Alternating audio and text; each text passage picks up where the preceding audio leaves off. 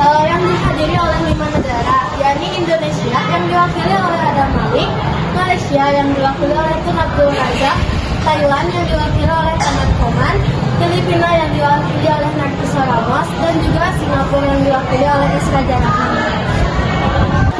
Pada tanggal 8 Agustus juga, para menteri luar negeri tersebut menandatangani suatu deklarasi yang dikenal dengan Bangkok Declaration.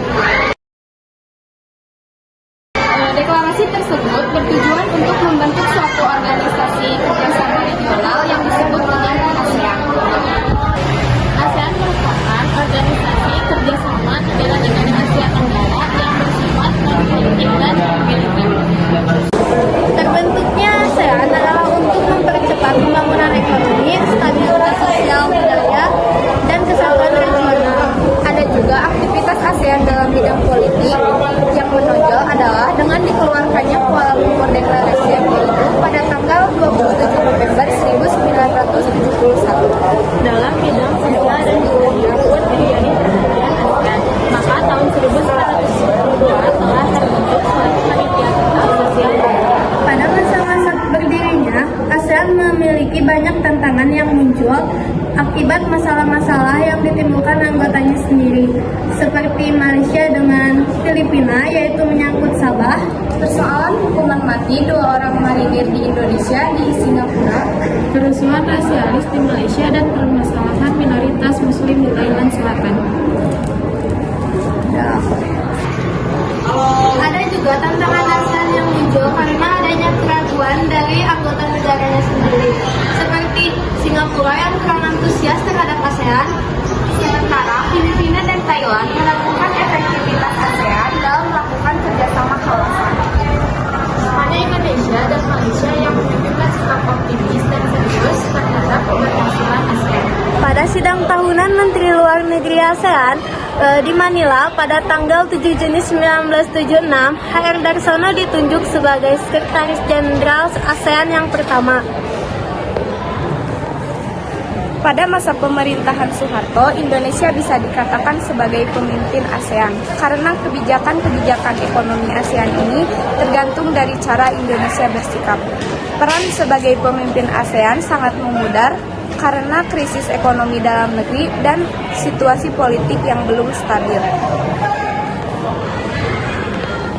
Indonesia kembali berperan di era pemerintahan Presiden SBY melalui momentum terpilihnya Indonesia sebagai Ketua ASEAN pada tahun 2011 dan Indonesia mengarahkan capaian implementasi Piagam ASEAN dan Cetak Biru Komunitas ASEAN 2015.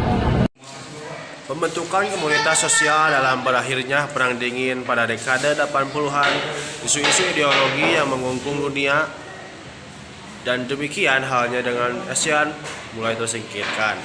Dan kerjasama kawasan semakin intensif dan menyeluruh dalam berbagai bidang dalam upaya mencapai integrasi dan kerjasama yang lebih kuat di antara negara-negara anggota ASEAN.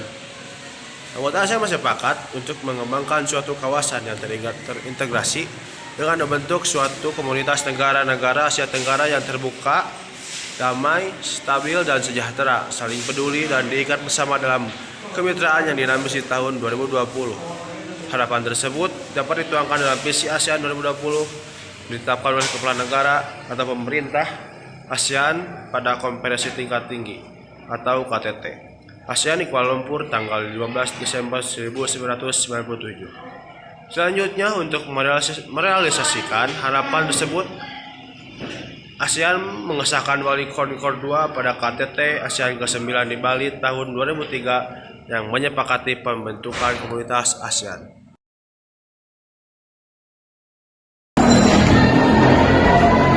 Pertama, pilar komunitas politik keamanan ASEAN. Komunitas politik keamanan ASEAN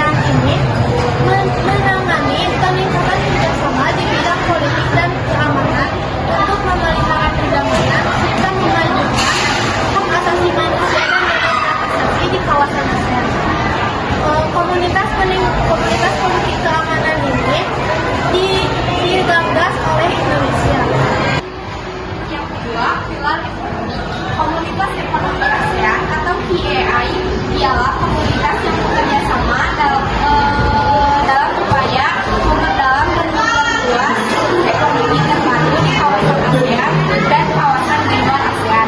KEAI ini bertujuan untuk membentuk ASEAN sebagai pasar modal dan basis produksi, serta upaya dalam mempercepat keterpaduan ekonomi di kawasan ASEAN dan kawasan di luar ASEAN. 3. Pilar sosial budaya. Pilar komunitas sosial budaya merupakan sebuah wadah untuk memperkuat perpaduan ASEAN. Kerjasama ini bertujuan untuk memperkokoh kesadaran, kesetiakawanan, kemitraan, dan rasa kepemilikan masyarakat terhadap ASEAN. Kerjasama sosial budaya ASEAN mencakup kebudayaan, penerangan, pendidikan,